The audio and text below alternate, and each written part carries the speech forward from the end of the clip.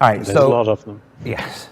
So on this week's show, we're doing a special Ships of Alpha 3.2 show. We're opening the floor to questions about any ship that's coming out in Alpha 3.2. Like we said before the break, that's the Avenger variants, that's the Hurricane, that's the Eclipse, that's the Vandal Blade, and the 600i. You can submit your questions in one of two places. You can either submit your question live in Twitch chat, where we ask that you please preface your question with the word question in capital letters surrounded by brackets. That's going to help Tyler Wicken pull them out from the chat.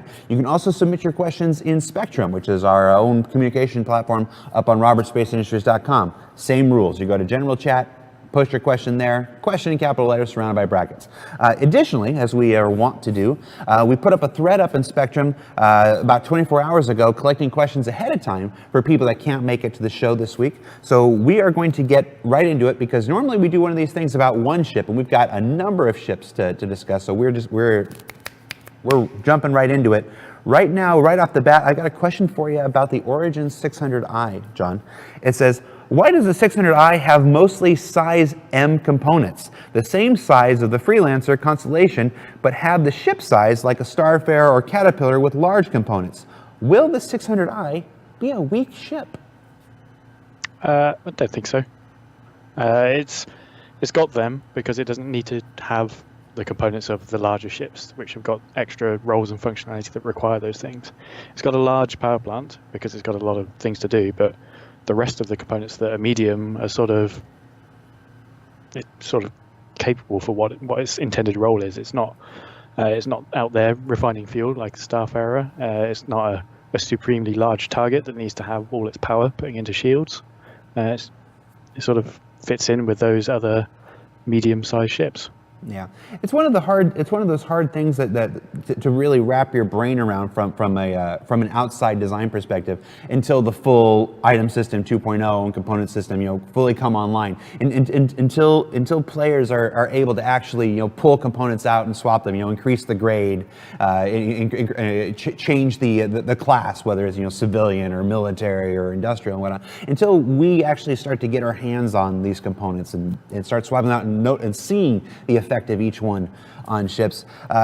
It's going to be. This is a question that comes up quite a lot, is what I'm saying. It's going to be a hard thing for folks like me outside of design to really wrap our heads around until that day comes. It's very hard to just see it from those stats and get sort of how it all works together. You just see the numbers and the quantities, and you have to put it together in your mind as to how it works. But there's a lot more that goes on in the middle. Mm-hmm. The exact same configuration in two ships could completely be different gameplay-wise. And the easy thing to forget is also, it's not just using the power plant, for instance, it's not just the size of the power plant, but it is the consumption of the ship, how the ship itself is designed to consume power. So if the ship is a more efficient design, for instance, where it uses primarily ballistics instead of energy weapons and whatnot, it's not going to need that big a drain on the power plant like another ship might. So, yeah, and there's other components in ships that aren't on the website, and they aren't swappable, so you don't see sort of any interaction with them. And they also, like heat sinks on ships, you can't swap them out. They're just part of the ship. Yeah. So you could put 1 million coolers on a ship, but if that heat sink is quite tiny, it's not going to do a great deal. Yep. All right, questions have started coming in from the live chat. Are we still only getting the 600i Explorer variant in 3.2? Yes. Yes. Is there the touring one is in production, but it's not going to be in 3.2. Gotcha. Yeah, that was my next point. Well, we don't actually have the Turing module on a schedule yet, so it's a good time to invite people to check out the Rsi Roadmap, available at robertspaceindustries.com/roadmap. When we have a better idea when the Turing module will be ready, you'll see that appear on the roadmap. In some of the we're flooded with 600i questions. In some of the 600i concept art, we saw a giant 3D map inside. Is that still there? And if so, will it be functional? It's still there, but it won't be functional in the initial release. It's going to function the same as the big capital ship War Globe holosphere things. So they are, in essence, a 3D radar that you have in your cockpit, scaled up. And rather than being little dots they are the little mini ship models, so it is going to behave like that, but we're just not enabling that at the moment. Yeah, one of the earliest goals I set for myself in Star Citizen as a project was standing with somebody around one of those 3D globes as our ship is being destroyed, and be like, what do we do now? And me having a little eye visor that just flips closed. We die. Which is a really probably obscure reference. Maybe not for this crowd, but whilst I'm here, I'll just say there's two things that are sort of stopping us making it happen at the moment, just so it's not we're just not doing it at the moment.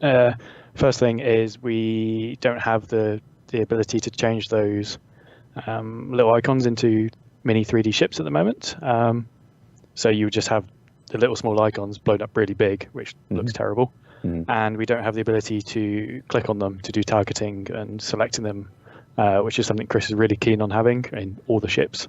And in fact, even on the small 3D radars in ships, when you can zoom really far in, they will change into those 3D models, and then you can select on them if you want. And it's the same as looking in that direction and targeting it. So nice. When we have those, then the big ships which have those big holospheres will get all that essentially for free. Nice. I didn't know that. That's good. It's not often I learn something on these shows. That's good to know. All right. Avenger question from the live chat. Is the Avenger ramp the same-ish width as the old one, just without the hydraulics? It's a little wider. I'm not sure exactly how much, but it's sort of... I know this is leading up to a will something fit question.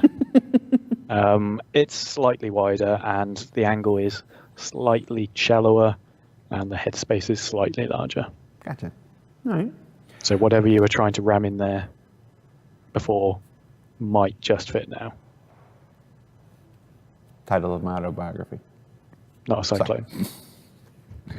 It's been one of those mornings. Okay. Why does the Hurricane, according to ATV, now have a laser-based loadout, even though the original concept was stated to rely on ballistics due to a comparatively weak power plant? So it still has a comparatively weak power plant. I was talking with the guys who were on that ATV earlier today, because I saw this question in the thread and didn't want to cross wires. That was just something that they were playing around with in that ATV. The stock loadout that will come with 3.2 is all ballistics. You can swap them out for lasers if you want. There's nothing stopping you from doing that. If you run all lasers on everything, it's going to suffer. You can probably just get away with having all lasers on the turret and ballistics on the ship itself. But ballistics is what it's designed for. Gotcha. All right, kind of a broad question, but one that comes up often. Maybe you're the person to answer it. From the live chat, why do some ships with beds not come with toilets and showers? That's more of a thing that was... ships that were built a long time ago don't have the same considerations put into them as ships built today. Some of them are intentional. Like if it's a bed, then without an example, it's hard to tell you why or why not. It doesn't have it. But for recent ships, if it's just got a bed, then it's something we're not wanting you to spend a long time away from base in, because you're not going to have the food and hygiene facilities. The bed's there for essentially the log in, log out gameplay. Ones that do have the beds and toilets and showers and the toilet shower combo that everyone loves are there for the extended duration stuff. So where you can go out, land on the planet, have it as your little mini base for a while. Yeah, it's hard to talk about it in general because, like I said, without specific examples to speak to, like most things in life, things happen for a variety of reasons. You know, this was this way because of these 3 factors that existed at that time. This happened this way because of those 2 factors that existed 2 years later when those developers were on it. So it's hard to give kind of a blanket answer why that is. But it's part of my role as well now, is to sort of make sure everything has everything it should do. That's right. There's always the human error. That's a good point. You actually were just promoted into this role a couple months ago, right? Yeah, about a month ago. A month ago, yeah. And this role didn't exist. So this was a new role that we have identified throughout development as necessary to help address things like that. Yeah, because the ship pipeline is relentless. and it's always going 24/7. So Yeah, I had an inkling of that before I pitched Shipshape, and now I definitely am aware of that after 8 months into it now. Let's see, what else? Will the Avenger variants be getting any component size or grade upgrades to account for its larger size? the only thing that's changed on it component wise are the weapon hardpoints on the wings have gone up by 1 size. It still comes gimbaled by default, but they're now gimbaled size 2s, I think. Nice. So it got a weapon size upgrade, but as far as the internal components, there was nothing that required the internal components to change. Nothing internal was changed component wise. The main reason for doing that rework was simply that really cramped interior space, so making that a more pleasant traversal experience. And once we did that, sort of the rest of it had to change because it looked ridiculous with just this extended and stretched middle section. You've got a mental image of the old Avenger with just the middle bit is a third larger. It looked silly. So, and then when we did that, the guns on the wings looked tiny. If I'm allowed to have a dispassionate opinion away from being a developer, I love the look of the Avenger. It's a ship that's grown on me, much like the Terrapin. Like I didn't like it when I first saw it, and then just over the years, just seeing it in motion, seeing it used, I was like, that is a really slick looking ship. Oh, the other thing that changed is the nose mount is no longer bespoke and locked. So the Tiger Strike is gone for now. In its place is a size 4 mount with the size 3 Mantis, the new Mantis on there by default. The Tiger Strike will come back in the future. It's just we didn't have time to make another size 3 Gatling just for that run. So now when you say the Tiger Strike will be back in the future, you mean just in general, or it will be back as part of the Avenger default lineup? It'll be back as a general size 3 ballistic Gatling that can go on any ship. Gotcha. All right. You actually already answered the next question ahead of that, so good job. When we talk about ships that can fit in the back of the Avenger, has anybody tried to fit a Dragonfly in there that you're aware of? Not that I've seen, but I'm sure someone has done. It almost certainly isn't going to end well. Yeah, this is one of those times where because the will this fit in this is such a crucial part of the community testing, we often don't even try gun. I'm sure somebody in QA does and whatnot, but honestly, it's you guys are going to do that part for us, and you guys will do it far more extensively than we ever will. So you'll let us know. Let's see, what else do we got? Why does the Freelancer have no interior component access points? Because we haven't modeled them yet. We know where they're all going. There is actually a local version of it with.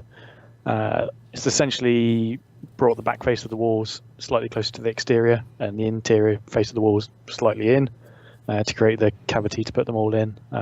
You can sort of see it where they're going to be on the interior. If you're in the cargo bay looking forwards, you've got the door into the middle room section. There's these 2 recessed panels up there. That's where the computers will go and things like that. We're talking about the ships coming for Alpha 3.2. Now, obviously, we've got a couple new ships, but has anything been done to alter existing ships for 3.2, like bug fixes or minor changes, item port additions?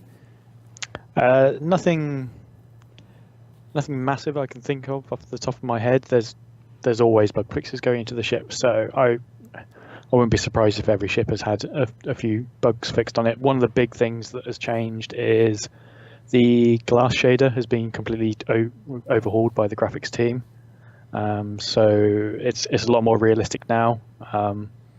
And after in the process of putting it in all the ship canopies and tweaking it, so if people are playing the Avocati build, there might be the odd ship out there that is slightly too polished glass. So let us know and we'll get to it. But a lot of them just been converted and haven't had the polish put on them yet. Yeah, that's one of that hints towards one of the greatest advantages of running a live environment in the middle of our game development, is that we can throw something out there and then you guys can tell us, this is too blind, I can't see through this and stuff like that, so we can adjust. Will the Eclipses torpedo bay be modular? Now they're asking about the player-facing modularity, not our own internal development modularity. They're asking, will they be able to swap the Eclipse's torpedo bay out and put, I don't know, a living room in? They don't suggest what it would be modular with, but there's no plans to do that at the moment. It's not something we've considered. I'm not going to say never, but it's nothing we're planning on doing. The interior of the bomb bay is modeled to accommodate the torpedo launcher that's in there, so it would be more work than just simply taking out the missile racks or the torpedo racks and putting something else in. Gotcha. All right, question in both chats, the discussion thread and the live chat here. With the Avenger's size increase, has there been any change to its cargo capacity? Nope, still the same as it was before. The back section of it didn't really change that much. It got slightly longer, but that just meant more space to actually walk around. The actual cargo grid stayed the same. Gotcha. Back to another question about the 600i. Since the announced size increase of the 600i, we did the ATV ship shape segment where they talked about, the UK tends to, these ships tend to expand beyond their concept models. There have been no updates to its stats on the website. Are the currently displayed stats still correct? And if not, when will they be updated? Now, I can tell you right now, let me answer the last part and you can answer the first. As far as when we update the stats, there's usually just the concept stats and then there's the when it's built and implemented stats. We tried once a while back to do these incremental stat increases, but honestly, it's just a lot of busy work. It's having to send, this changed, and then you make the change and then a day later, nope, we thought that was going to change, it's not going to change. And instead of just playing with everybody's emotions and updating them as they go up and down throughout development, we just figured let's do it at 2 milestones at the concept phase and when it's implemented in game, and then after that, should there be any changes, of course, when they happen. Now those are the times that you can expect updates on ship stats. So when you're asking about when will they be updated, the next time that they could conceivably be updated is when it goes live. Back to the other thing, are the stats correct? So they definitely weren't correct when the concept was, and we did a quick fix on the I was going to say holo view, but it's not the holo view. It's the ship stats page. To my knowledge, at the moment, what's on there is what it will be at launch. But as you said, if it's not, then it will be changed then. Yeah. The only thing that likely is going to change is the size is going to not be a rounded number. But right, yeah, it's if an artist has gone and put a fin on the width of it somewhere that we haven't noticed before, and it's made it a meter wider, that's really the only level of changes to expect. The components are the same. Gotcha. All right, let's see what else we got here. In the long run, can we expect to see any additional modules for the 600i other than the Explorer or Luxury? We're not looking at doing any more, but unlike the Eclipse, it is built to be able to do them relatively easy. The entry points into that modular section are all defined. It's just whether we identify a need to do one. With Alpha 3.2, we're introducing the Eclipse, which is ostensibly a stealth ship. We've already got ships like the Saber.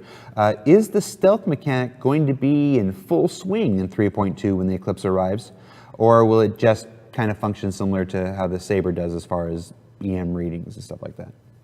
I wouldn't say it'll be in full swing, but it's going to be more improved than 3.1.4 is for the Saber. So with 3.2, we've got some big changes to item 2.0. So the components in the ships are now consuming power, and that power use changes depending on what you're doing rather than just being a flat amount. We've done a complete overhaul of the numbers for power and heat across multiple items. And then scanning is sort of the very first version of it is coming with mining. The scanning ability is really the majority of it's for mining there at the moment, but it is going to be on all the ships, so you will be able to use it for scanning. And because we've done all the tweaking on the number side, the Eclipse especially has very low signatures. I mean, I was playing with it earlier today. I don't know the numbers off the top of my head, but the Eclipse was about a third of what the Saber's emissions were, which itself was about half a Hornet or a Gladius. Gotcha. I do want to add on there, when he says the scanning is primarily with mining, that the scanning will be on all ships, that is not the same as saying all ships will be able to mine. I just don't want people to do whatever gymnastic math they need to extract that. All ships will not be able to mine in 3.2. We'll actually talk about which ships can mine in 3.2 towards the end of the show, so stay tuned for that. Let's see, what else do we got from the chat here?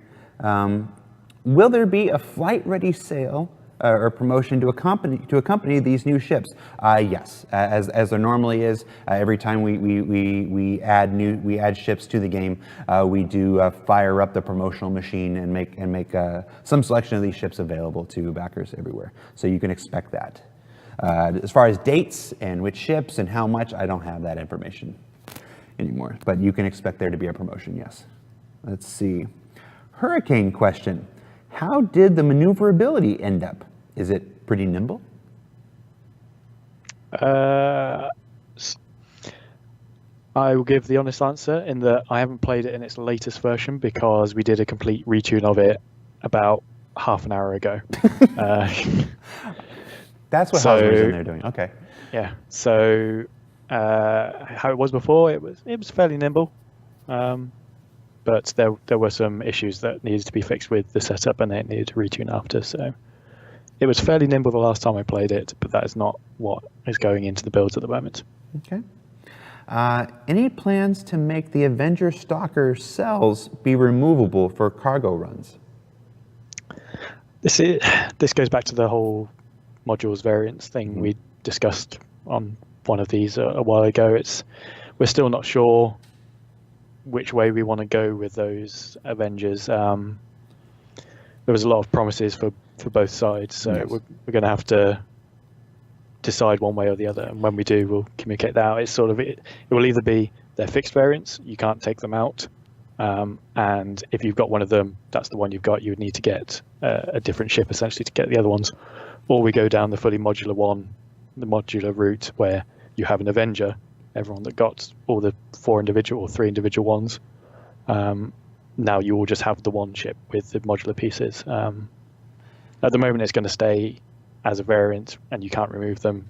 But that's not the final answer. Yeah. Nope. That you hit all the points. If you want the short nickel version of the history, for those of you who weren't around, real quick, there was the Avenger. When we introduced the EMP module, we originally intended to present them as modules, but the player-facing modular system wasn't online then. It's not online now. We wanted to get EMP gameplay into the game so we could start testing. So we implemented the Avenger as variants, as opposed to their original intention as modules. They've been variants for a number of years, and everybody's sort of used to them as variants right now. So until such time as the player-facing modular system is ready to go, and those decisions have to be made, we will continue to weigh our options. We will continue to read your feedback, and we'll let you know when we have that decision. So, okay, what else do we got? How can the Eclipse land if its wings are broken? Ungracefully. It's the same as some of the other. Well, if you take both wings off a Gladius, how can it land? Yeah. It's sort of. There's a lot of ships that if you suffer damage in the wrong places, they have severe consequences. Yeah.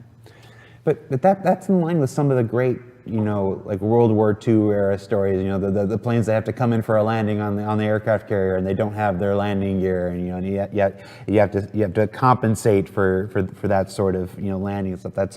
That's an experience that I think will make Star Citizen will be one of the things that makes Star Citizen great. I don't think you want every ship to have a contingency for every scenario. You'll definitely be able to land. It's the type of landing might not be the one you want. Yeah. This one. Sorry for going off topic. Does the work on the 600 help prepare you for the 300 series rework? Yes, and the same for the 890. The reason we did the 600 was it sort of is that middle ground between the two styles of it. So we did the 600, so we got the big multi-crew side of it ready for the 890.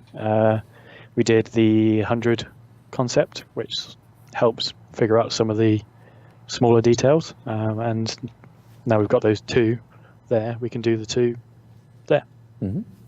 And if you're curious about the order of operations on that, which ship is coming after the 600i and stuff, I invite you to check out Shipshape, where we delineated the plan for the teams working on the 600i now and where they're going to go afterwards. The Avenger rework, since it's getting bigger, does that mean it's less agile in a dogfight? Fractionally less agile. It's still pretty good. I mean, it was in lore the old UE Interceptor, so it's still got that characteristic. All right.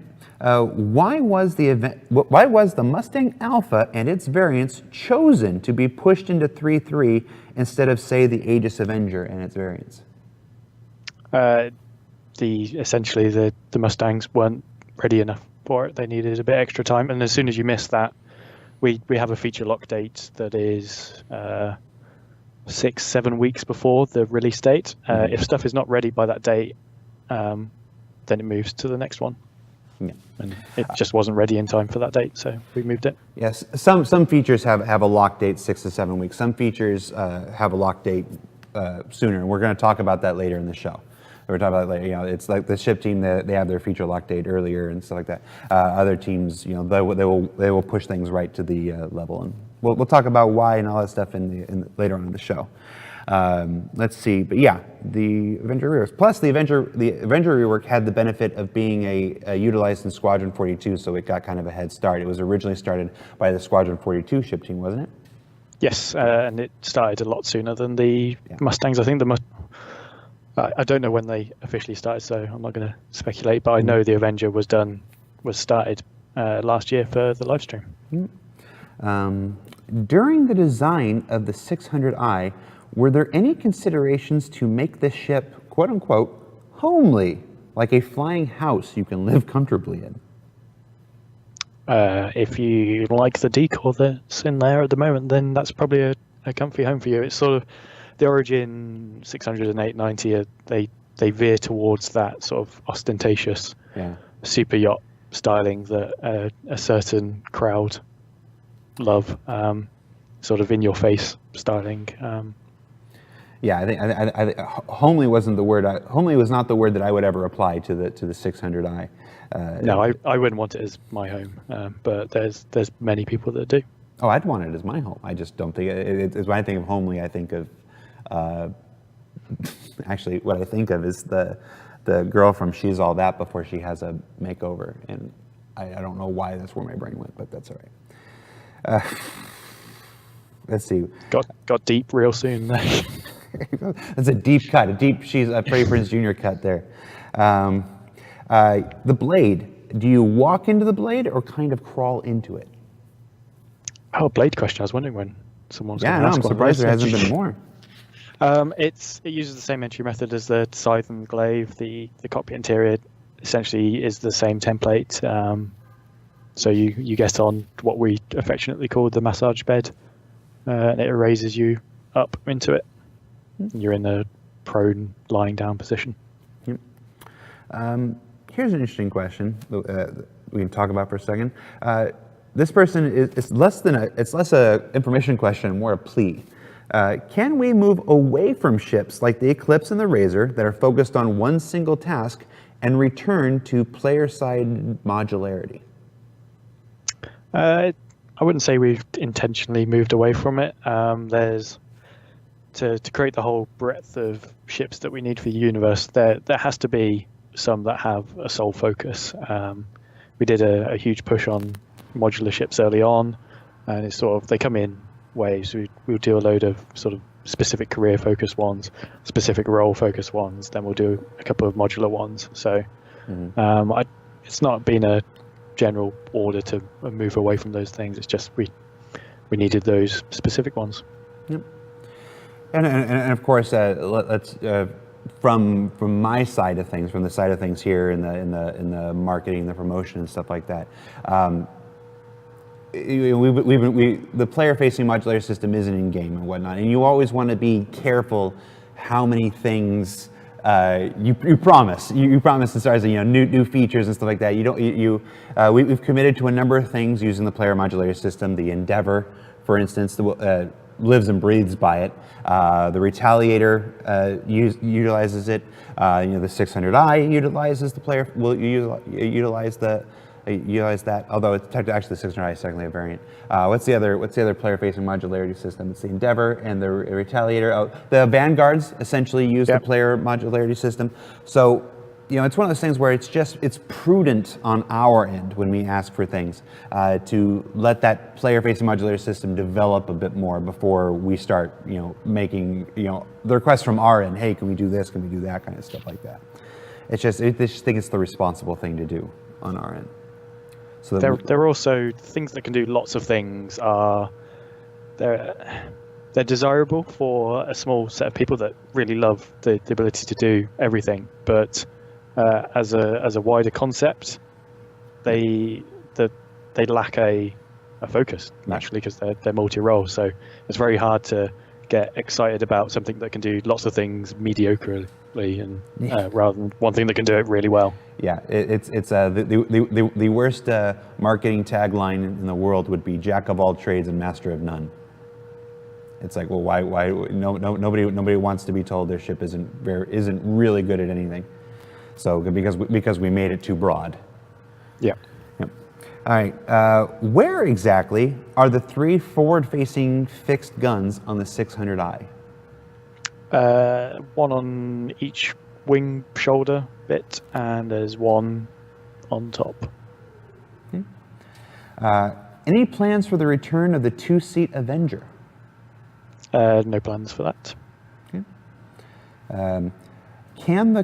Will the Prospector be able to drop its saddlebags in 3.2? Not in 3.2. Okay. Let's see. Does the Hurricane handle better? Oh, we talked about the Hurricane handling, and we already talked about. So he hasn't seen the Hurricane yet since its update earlier this morning. Oh, go back to the Prospector one. You can't drop the saddlebags, but the capacity we've given you for the saddlebags is though you have the ability to drop them and have them all. So it's not we've not crippled you to only having 2 tiny little things. You've got your maximum capacity, which you can then go back and sell until we do that feature. Okay. Has there been any consideration to a future option that would allow people to improve the ship's hull armor strength beyond the factory default? We talk about all these components. Yep, so armor is going to be a swappable item on the ships in the future. It's sort of there as something that functions on the Hornet series. The Ghost Tracker, one of them, has an armor that's different to the others, and that is an item that is not a visible item, but it's an item that adjusts the functionality of the armor behavior, and that's something we want to do for all ships in the future. And it can do anything from what armor does best in reducing damage. We can change that by damage type, so you could choose to have an armor that is better against energy weapons at the expense of something else, or you can have one that is better at absorbing signals from yourself, so you're harder to spot, which is what the Tracker or Hornet Ghost does. What's stopping us from really pushing ahead on that is we want to then have a visual change, because having stuff that just changes some numbers behind the scenes isn't that exciting, whereas if you put the item on and your ship visibly changes, that's much nicer. But the art guys are really hesitant to take their lovely ships and just cover them with armor plates as a visual styling. So it's sort of doing rounds of look dev every now and then to go, how can we convey this thing without it making it look like a Abrams with ceramic armor all over it. You started talking about that, my mind instantly went to a Demolition Derby style Terrapin. Basically stripping the sensor package and just applying armor onto it, like junk plates, and making a Demolition Derby racer version of the Terrapin. Just like, you can be in your 350R and you can be in your M50 and take the turns. I'm just going to go right through you, to those rings. But we had a playtest in systems design last week, this week, where it was 8 of us on Old Vanderbilt all in terrapins. Yeah. Racing, and that was a Demolition Derby. The first ring was unpleasant to get through. Yeah, well, I don't think you've lived until you've tried to race Old Vanderbilt in nothing but Heralds. That was a unmitigated disaster in 2016 when we tried that. That was sometimes bad ideas are just bad ideas. All right, let's see. If every ship can scan, then what are the ships dedicated to scanners for, like the Terrapin? They are better at it. They can see much further doing it. So these are not the exact numbers, but they're numbers for the sake of giving numbers. If normal ships can only scan 15 kilometers, the Terrapin and other scanning ships are going to be 30, 40, 50. So they are going to be able to detect things much further away. Their sensitivity is much better. So not only can they see things further away, they can see things closer that other ships can't see. So those stealth ships, which do have the lower emissions, they stand a better chance of being able to detect them and scan them. So first thing to do to scan something, you just got to detect it. So stealth ships might be able to be targeted by regular ships at certain ranges, but it's just going to be a blob. You're not going to know what it is. There's this dot that's moving across my screen that my ship cannot scan it because it hasn't got enough of a signature to tell me, oh, it's an Eclipse. Whereas something like a Terrapin is going to go, bloop. Gotcha. There's a ship here. It's an Eclipse. It's piloted by this person, and it's got this health. There's a good chance to remind folks that just last week we did an entire RTV dedicated to scanning with Kirk Tomei and Mark Avent.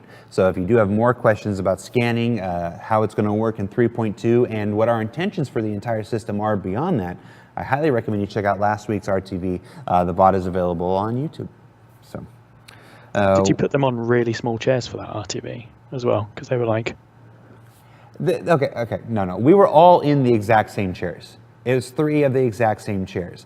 It's just I tend to sit up and like this, and you might not know this about video game developers, but you'll often find video game developers in the dark doing this.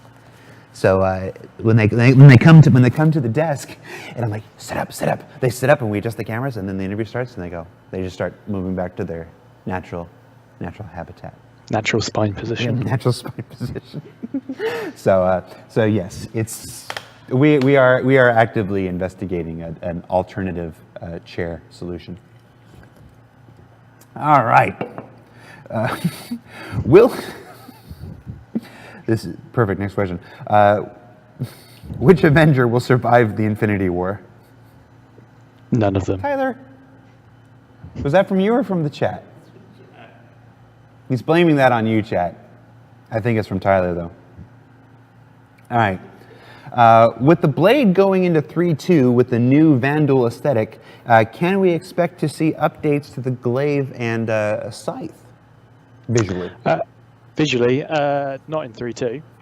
It's something we've talked about. It's just something we haven't put on a schedule yet. Obviously, the scythe and glaive are from a time where the Vandal visual aesthetic was quite different, and everything since then is a lot more different.